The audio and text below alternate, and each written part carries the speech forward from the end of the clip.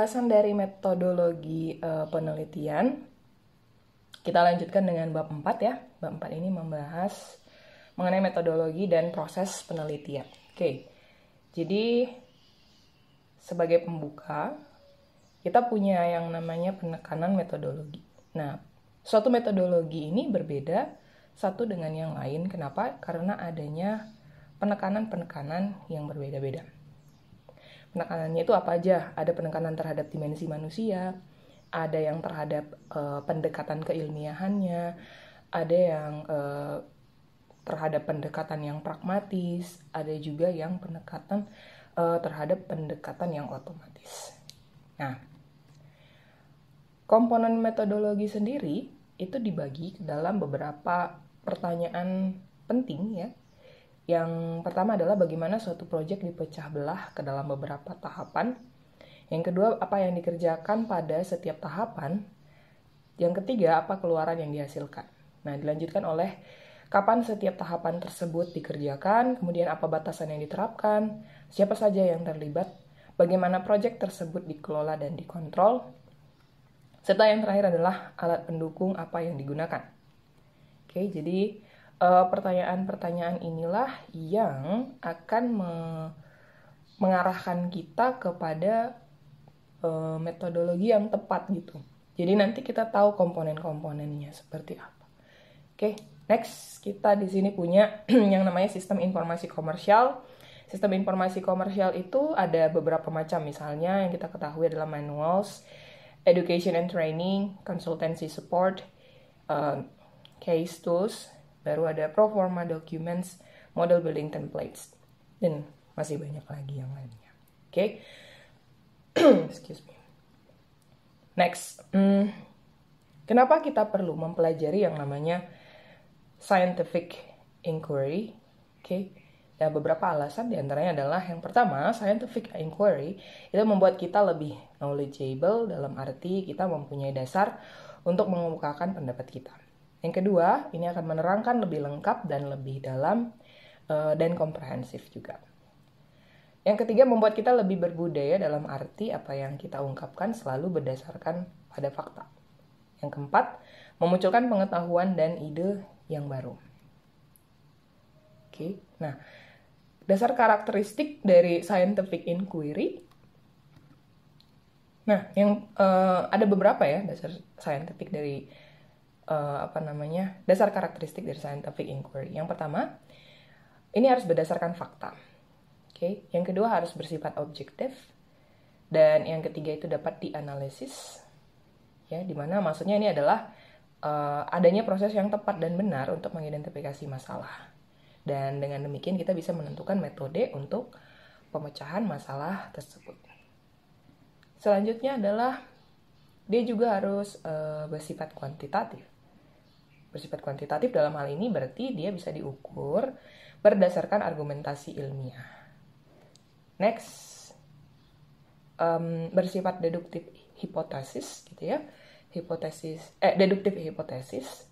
Jadi sebenarnya salah satu karakter dari scientific inquiry itu boleh deduktif hipotesis, tapi yang lainnya juga boleh induktif. Nah, kemarin sudah dijelaskan bagaimana yang deduktif dan bagaimana yang induktif. Di mana deduktif itu ya pola pikir yang dimulai dari umum ke arah yang lebih khusus. Sementara kalau deduktif itu dari yang khusus kepada yang lebih umum, ya. Nah, untuk yang induktifnya dalam hal ini seperti tadi yang saya bilang tadi ya, bahwa dia tuh dari yang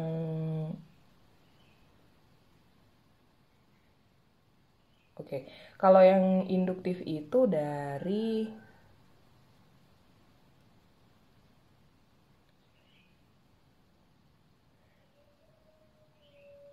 sebentar. Jangan-jangan saya kebalik lagi ya. Sebentar. Kalau induktif itu dia dari khusus kepada umum. Tapi kalau yang deduktif itu dari yang umum kepada khusus. Oke, deduktif yang umum kepada khusus. Nah, Kalau di dalam hal ini ya, si riset area deduktif ini sangat sulit ditemukan dalam melakukan penelitian, sehingga dalam proses deduktif kita harus menggunakan hipotesis. Oke. Nah, untuk yang satunya lagi yang bersifat induktif, induktif general, ini adalah pola pikir yang mengarah dari yang khusus kepada yang lebih umum. Dimulai dari yang khusus mengarah kepada yang lebih umum. Nah, dalam hal ini ya, si induktif ini lebih dominan dipakai dalam melakukan penelitian. Misalnya apa? Misalnya pengambilan sampel. Pengambilan sampel. Jadi sampelnya kan tadinya spesifik gitu ya, membahas masalah yang spesifik, tapi ternyata dari pengambilan sampel ini kita bisa ngambil satu teori yang lebih luas lagi. Gitu. Jadi makanya pola berpikir yang induktif general lebih banyak dipergunakan ketika kita melakukan penelitian. Nah, bila ditanya akan memberikan jawaban yang seragam yang dapat diinterpolasi. Nah, terus ada kategori yang berdasarkan tujuan. Kalau kategori yang berdasarkan tujuan ini, yang pertama adalah penelitian mendasar. Nah, untuk penelitian mendasar ini biasanya terdapat pada ilmu computer science, misalnya formal methods dan computational logic. Lalu ada yang namanya riset terapan. Riset terapan ini biasanya penelitian ini dilakukan dengan mengambil permasalahan yang ada dalam satu organisasi atau perusahaan. Namun peneliti harus memiliki pengetahuan dasar dalam membangun kuesioner maupun faktor-faktor yang akan ditanyakan, dan harus memiliki dasar dalam mengolah data secara statistik. Nah, itu sebabnya kenapa semua jurusan ataupun semua prodi itu harus belajar yang namanya statistik, karena pada akhirnya kita akan membuat tugas akhir gitu ya. Tugas akhir ini kan dikerjain harus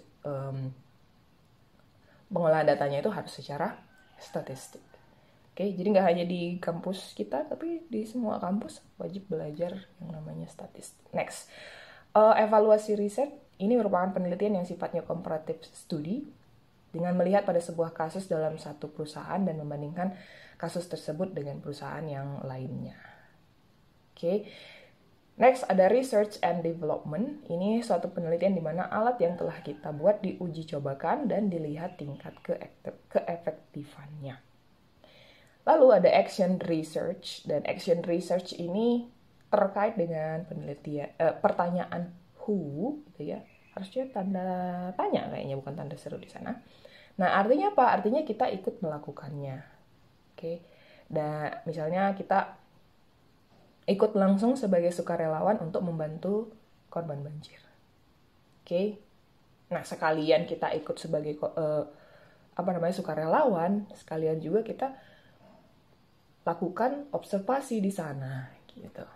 Next adalah kategori berdasarkan waktu gitu ya.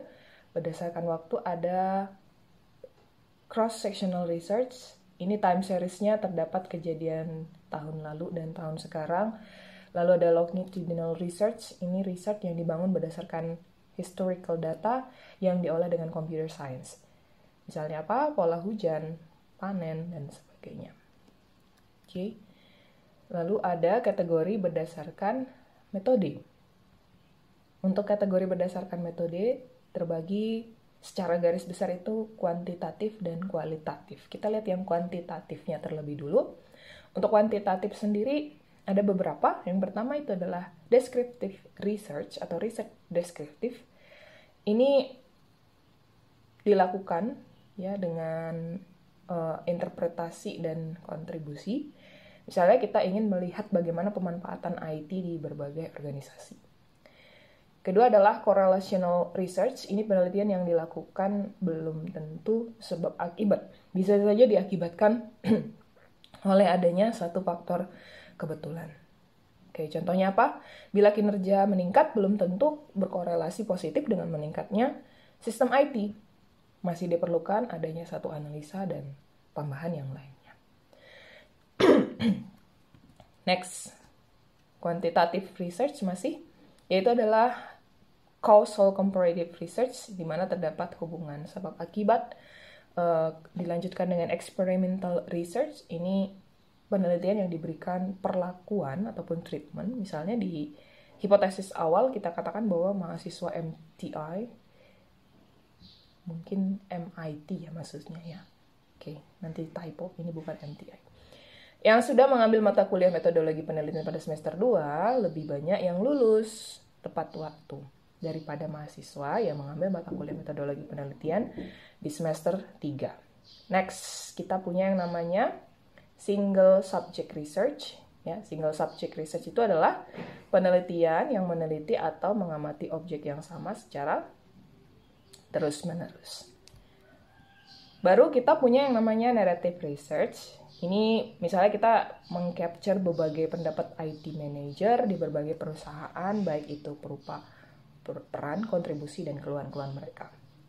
Lalu ada ethnographic research. Ini satu metode yang di mana peneliti melakukan observasi pada kehidupan nyata. Oke, tadi saya belum sebutkan ya. Ini garis besar dari research kualitatif atau qualitative research. Kalau yang tadi kuantitatif, yang ini kualitatif. Jadi kualitatif ada dua, narrative research dan ethnographic research. Oke.